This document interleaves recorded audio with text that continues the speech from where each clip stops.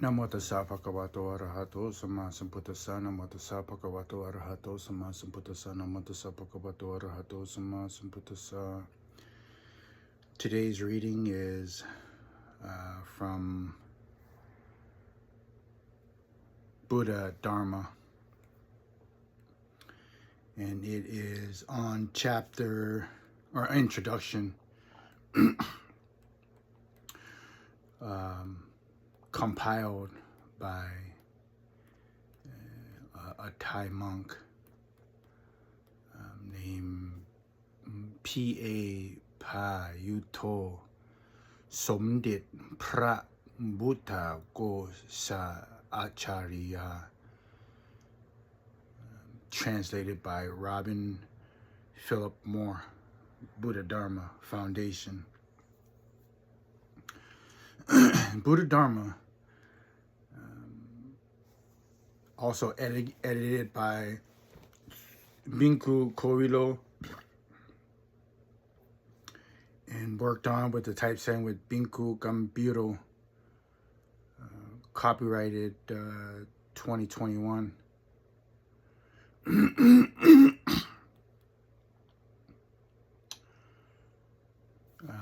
Sapathanam Dhammataram Jinanti. The gift of Dharma surpasses all other gifts.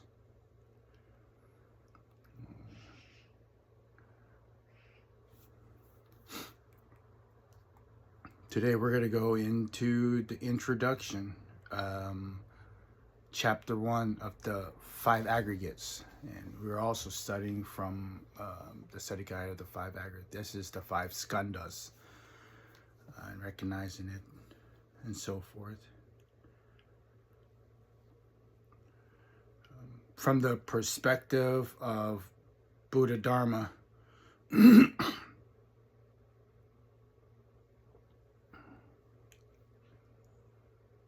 all things exist according to their own nature.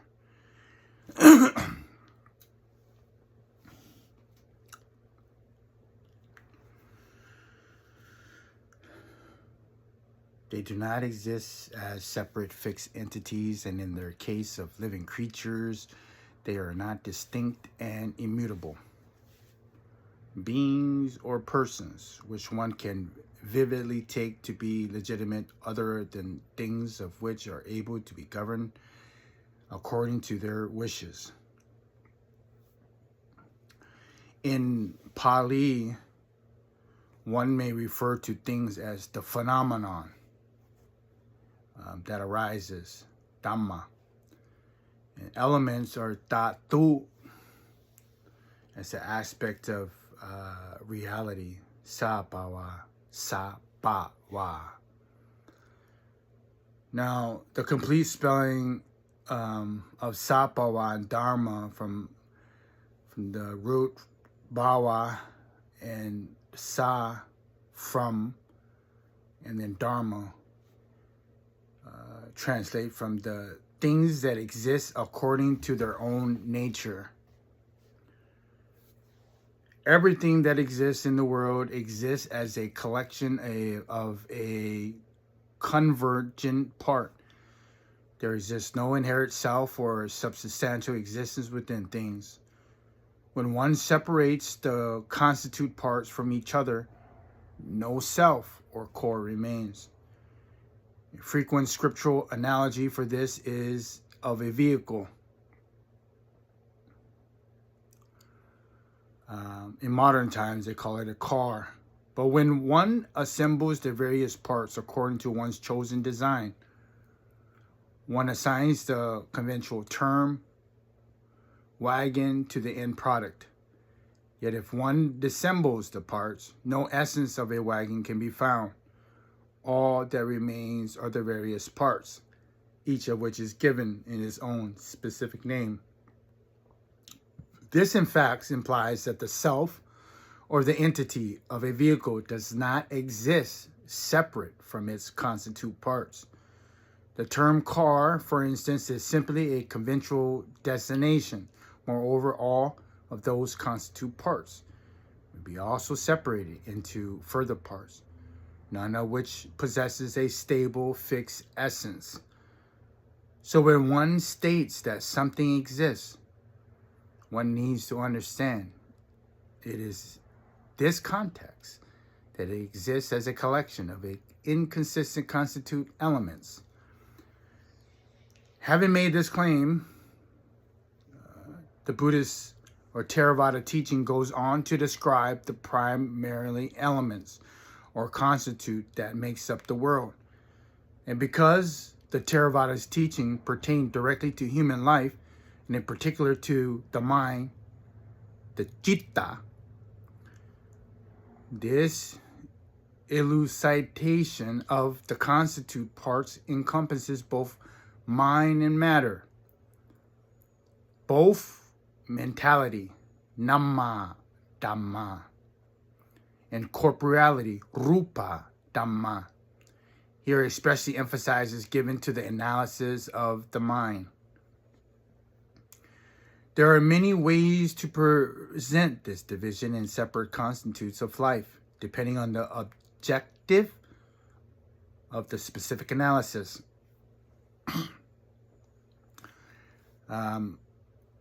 This division into the mind, nama, and the body, rupa, or mentality or corporality, the Buddhadhamma text refer to a threefold division of the mind, the citta, mental constitute, cetasika, and the body, rupa. If one compares this analysis to the 5 skandhas, one may equate the following: Sita, Vinyan, Skandha, Cetasika, Vedana Kanda, Sanya Kanda, and Sankhara Kanda, Rupa Kanda.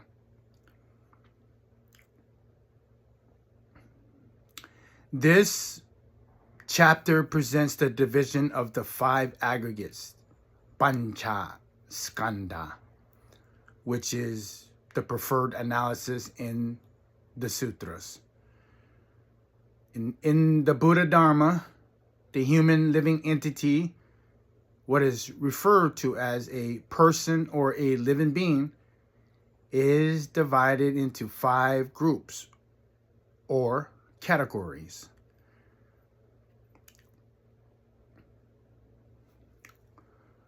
One, rupa, which is the form, material form, the body, corporeality.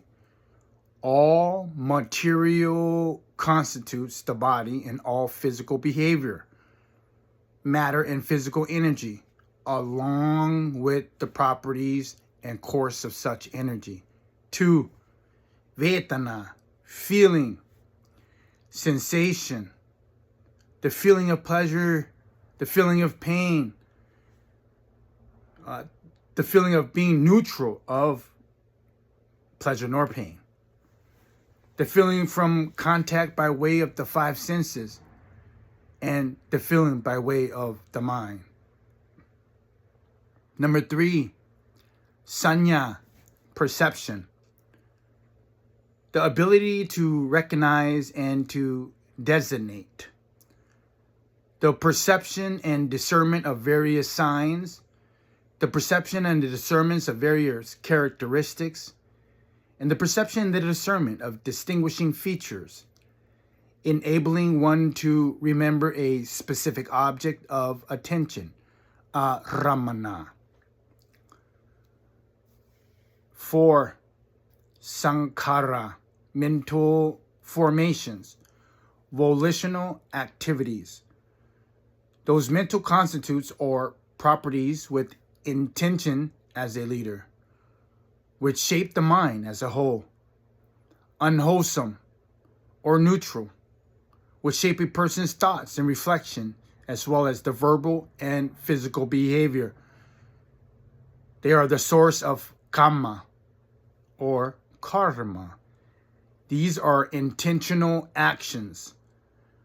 Now, given examples of mental formations include saddha, sadhana, which is faith, sati, mindfulness, hiri, moral shame, fear of wrongdoing, ottappa, metta, loving kindness, karuna, compassion, mudita, appreciative joy, upekkha, equanimity, panya, wisdom, moha, delusion, lobha, greed, dosa, hate, mana, conceit, ditthi, views, isa, jealousy, macharya, stinginess. They are, or stinginess. They are the agents of the fashioners of the mind, of thought, and of intentional volition or intentional action. Number 5, vijnana, consciousness. These are the consciousness of awareness of objects by way of the 5 senses. Seeing, consciousness of awareness of hearing, consciousness of awareness of smelling, consciousness of awareness by tasting, consciousness awareness by feeling, consciousness of awareness by tangible objects, and also the awareness of the mind objects.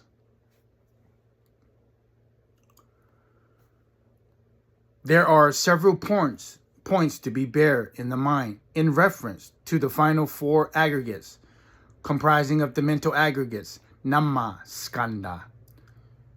Perception, sanya, is a form of knowledge. It is to be referred to the perception or discernment of an object's attitude and properties, including its shape, appearance, color, etc., as well as its name and conventional designations. For example, one knows that an object is green, white, black, red, loud, faint, bass, high pitch, fat, thin, a table, a pen, a pig, a dog, a fish, a cat, a person, him, her, me, you, etc. Perception relies on the encounter or comparison between previous experiences or knowledge and new experiences or knowledge.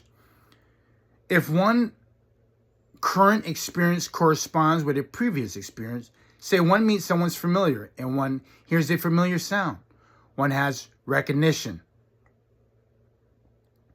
It is to be noted that this is not the same as memory. For example, Mr. Jones knows Mr. Smith. A month later, they meet and Mr. Jones recognizes Mr. Smith. If a new experience does not correspond with the previous experience, people tend to compare it with previous experience or knowledge, looking at those aspects that are either similar or different. They then identify the object according to their labels or destination, determined by similarities and differences. This is the process of perception, of destination, of identification.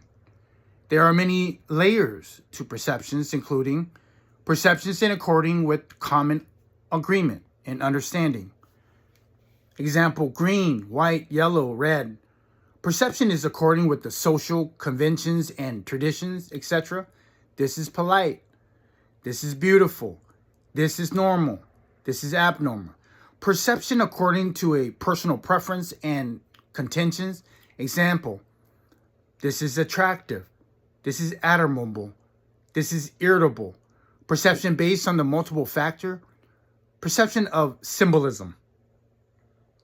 Green, red represents this university, and 2 rings of the bell designates mealtime. The perception according to a spiritual learning, etc. Give an example, perception of impermanence and perception of insustainability. There is both common, everyday perception and subtle, refined perception. For example, perception that is intricately connected to other aggregates. There is a perception of matter and perception of the mind. The various terms used for sanya, such as recognition, remembering, destination, assignation, attribution, and ideation, all describe aspects of this aggregate of perception. Simply speaking, perception is the process of collecting, compiling, and storing data and information, which is the raw material for thought. Perception is very helpful to people, but at the same time, it can be detrimental. This is because people tend to be attached to their perceptions, which end up acting as an obstruction, obscuring and eclipsing reality, preventing ones from penetrating a deep underlying truth. A useful and practical division of perception, sanya, is into two kinds: ordinary perception, which discerns the attributes of sense objects as naturally arise, and secondary or overlapping perception. The latter are sometimes referred to specific terms, in particular proliterative perception, pancha sanya, perception resulting from intricate and fanciful mental proliferation driven by the force of tanha, craving, mana, conceit, driven by titi and views, which are vanguard of negative mental formations. These are negative sankharas. The division highlights the active role of perceptions and show the relationship between perception and the other aggregates within mental processes. The introductory to perception, or the five aggregates, are extensive. We go into consciousness, vinyan, or vijnana. Is traditionally defined as awareness of sense object. It refers to a prevailing or consistent form of knowing. It is both the basis and channel for other mental aggregates and its functions in association with them. It is both a primary and a accompanying form of knowledge. It is primary in the sense that it is an initial form of knowledge. When one sees something, visual consciousness arises. One may feel pleasure or distress. This feeling is vedana. One then identifies the objects. This identifying the object is the perception, the sanya, followed by various intentions and thoughts. This volitional formation, intention and thought, is sankhara. For example, one sees the sky, vinyan, and feels delighted, vedana. One knows that the sky to be bright, beautiful, colored of indigo and afternoon sky, sanya. One is delighted by the sky and wishes to admire it for a long, uninterrupted period of time.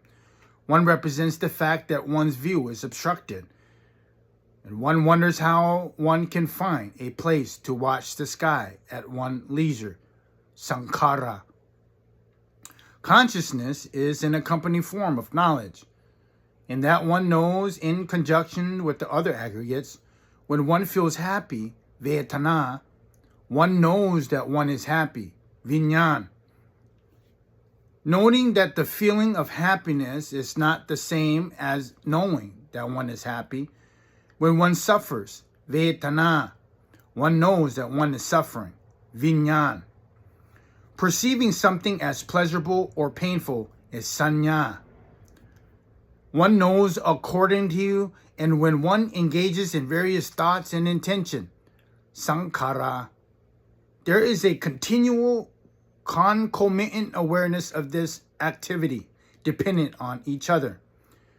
This prevailing stream of awareness, which is the continual process of arising and ceasing, and which accompanies the other mental aggregates, or a part of every aspect of mental activity, is called the consciousness, vijnana.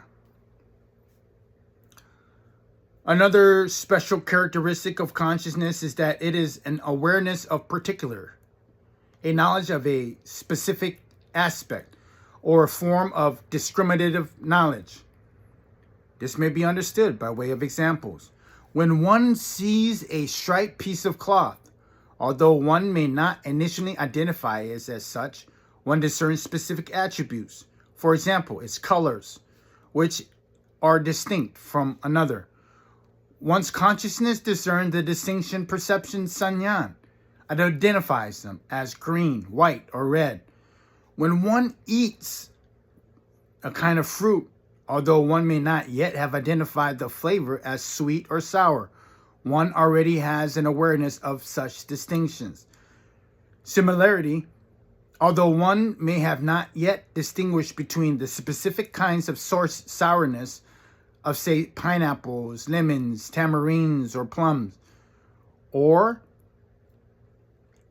between specific kinds of sweetness, say of mangoes, bananas, or apples, by tasting the flavor, one is aware of its distinctive nature. This basic form of knowledge is consciousness, vijnana. Once this awareness arises, the other mental aggregates begin to operate.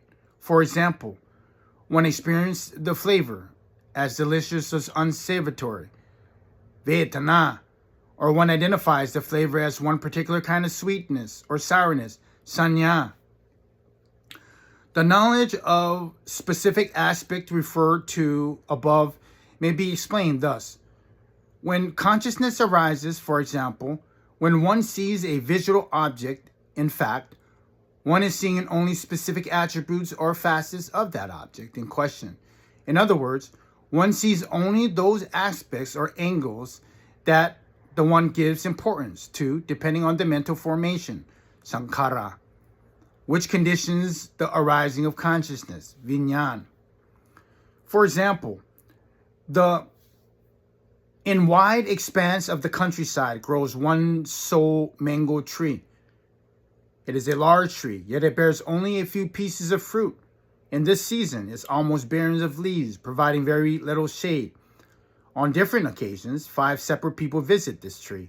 One man is fleeing from a dangerous animal. One man is starving. One man is hot and looking for shade. One man is searching for the fruit to sell at the market. And the last man is looking for a spot to tie up his cattle so they may visit a nearby village.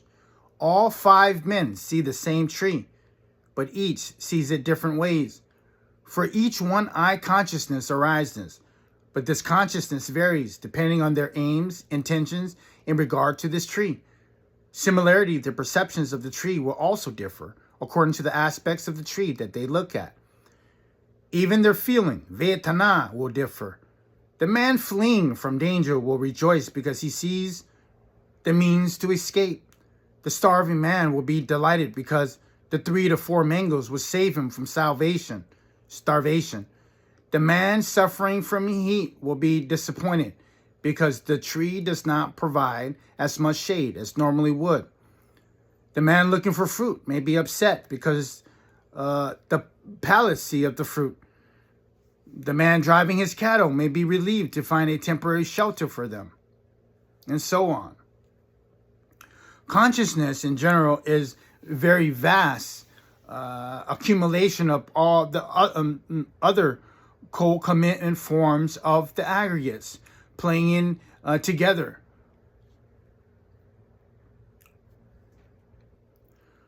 And lastly, we go into the feeling, the vedana. Refers to the sensing of the sense impressions or the experiencing of their flavor.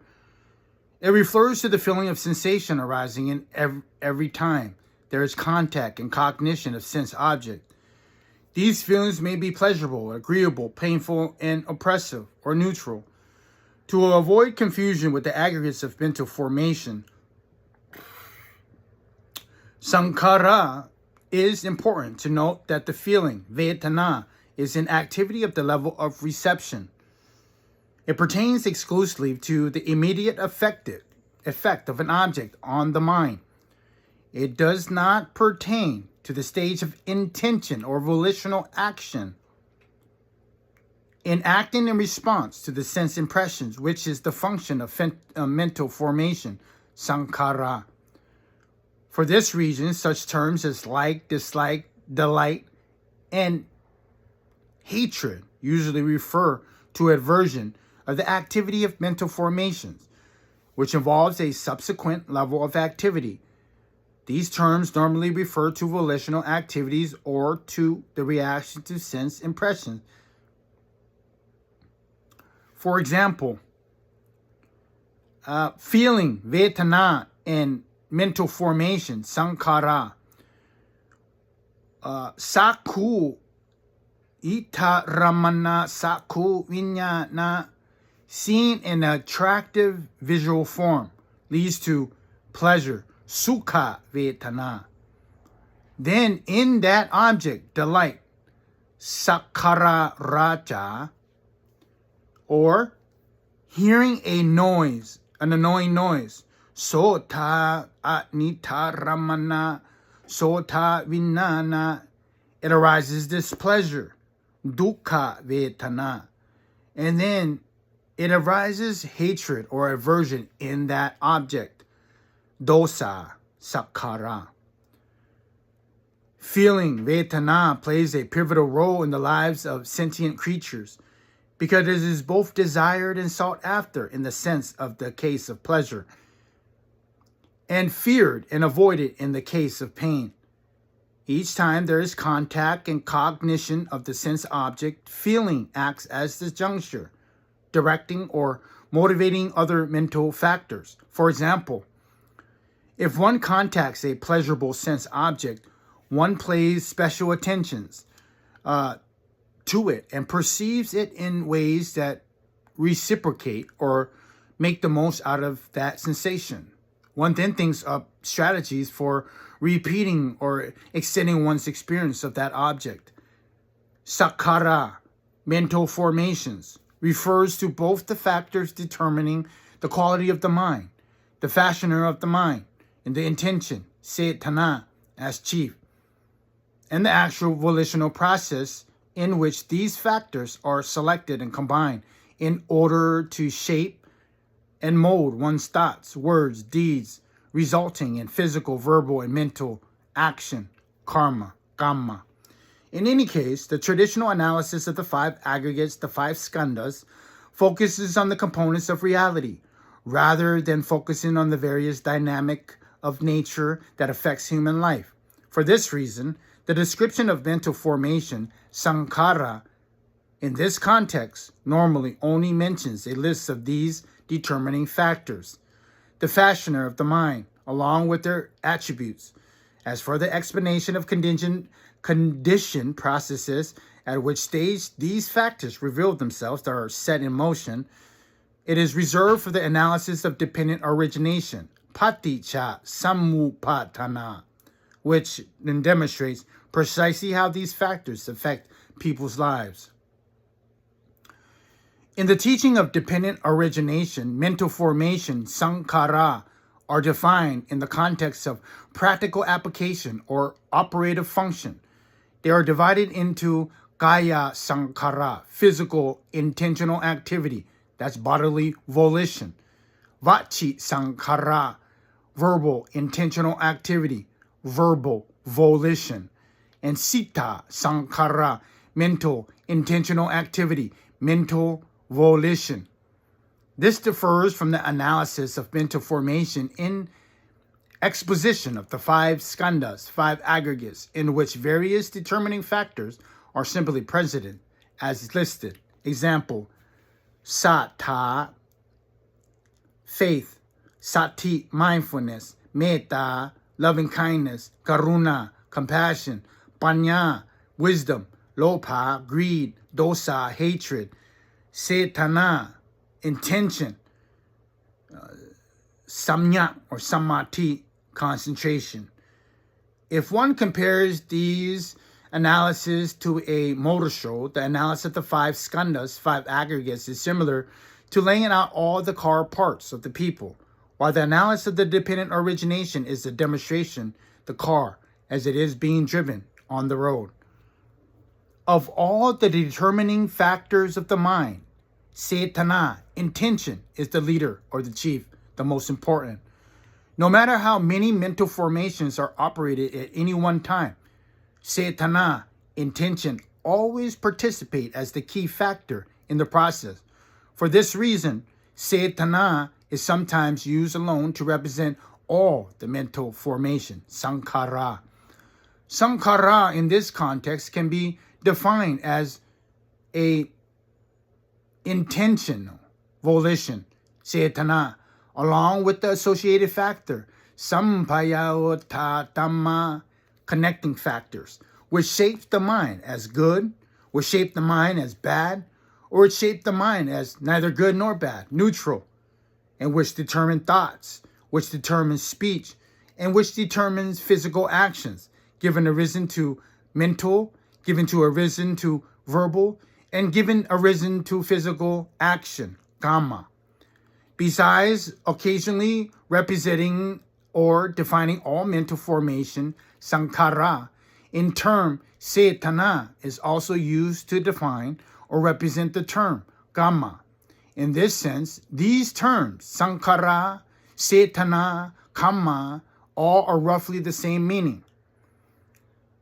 To offer an analogy, Venerable Mani, the abbot of Majjhima Monastery, goes to receive the offering of Dipitaka books.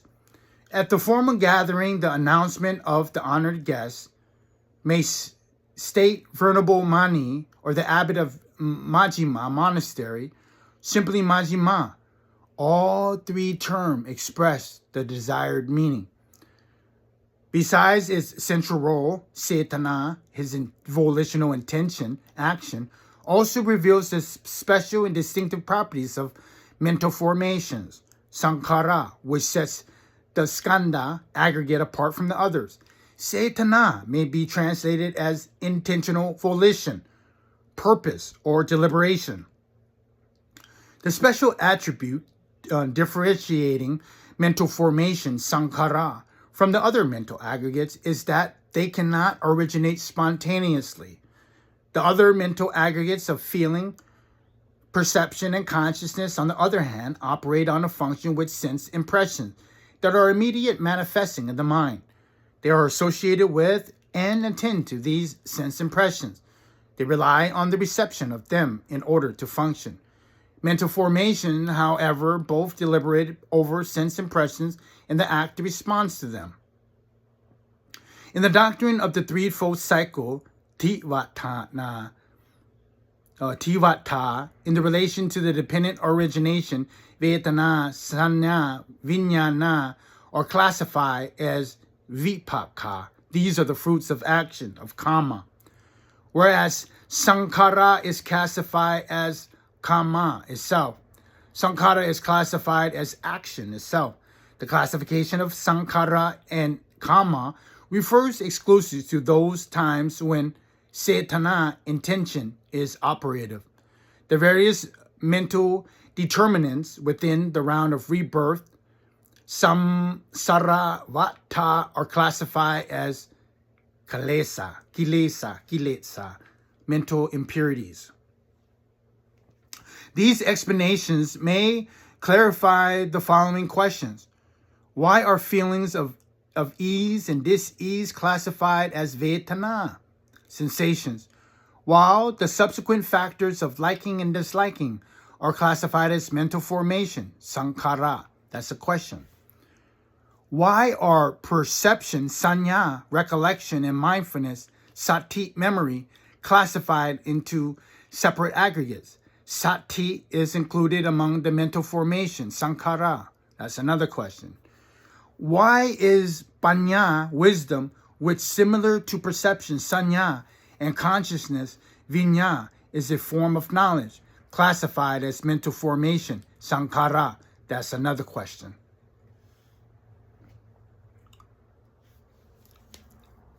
I leave you with that today. The next, we're going to go into 1.2, sanya and sati. Chapter 1 of the 5 aggregates: memory, recollection, and mindfulness. Ko anumotana.